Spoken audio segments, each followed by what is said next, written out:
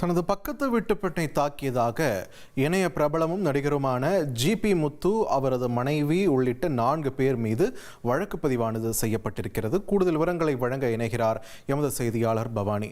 பவானி, வணக்கம். ஜிபி முத்து அவர்கள் மேலேயும் உங்க குடும்பத்தார் மேலேயும் என்னென்ன பிரிவுகளில் வழக்கு பதிவு செய்யப்பட்டிருக்கு? இதன் முழு பின்னணி என்ன? கண்டிப்பாக. அதாவது திருச்செந்தூர் அருகே இருக்கக்கூடிய உடன்குடி அடுத்து இருக்கக்கூடிய அந்த பெருமாள்புரத்தை சேர்ந்தவர் தான் நடிகர் ஜிபி முத்து. இவர் சின்னத்திரை பிக் பாஸ் மூலம் பிரபலமானவர். அதைத் தொடர்ந்து பல்வேறு திரைப்படங்களும் தற்போது நடித்து வருகிறார். வசிக்கக்கூடிய அதே பகுதியில முத்து மகேஷ் அவரது மனைவி பாலாமுதா என்பவரும் குடும்பத்தில் வசித்து வராங்க. கடந்த 2ஆம் தேதி பார்த்தோம்னா நடிகர் ஜிபி முத்துவினுடைய 2 மகன்கள் அதே தெருவுல வலது பக்கம் இடது பக்கமா செஞ்சிருக்காங்க.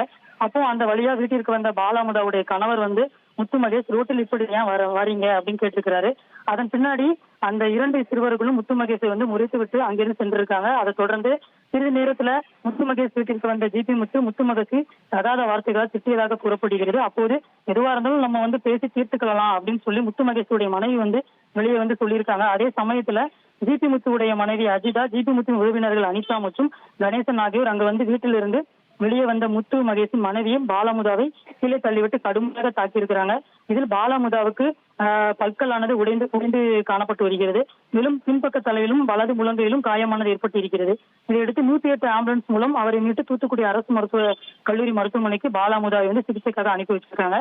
இந்த சம்பவம் குறித்து 2 தினங்களாக குலசேகரப்பட்டினம் காவல்துறையினர் விசாரணை மேற்கொண்டு வந்தனர்.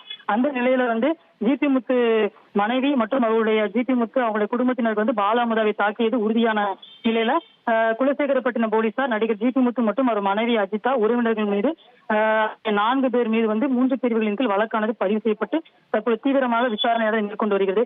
ஏற்கனவே பல்வேறு தரப்புகள்ல இந்த வாக்குவாதங்கள்ல ஜிபி முத்து ஈடுபட்டு கூடியது சர்ச்சையில மாட்டிக்கிறது வழக்கமா இருந்த நிலையில தற்போது இது போன்ற சம்பவங்கள் ஈடுபட்டு இருக்கிறது உடன்குடி பகுதி மற்றும் திருச்சி சுற்றுவட்டார பகுதியில் ஒரு பேசு பொருளா மாறி இருக்கு.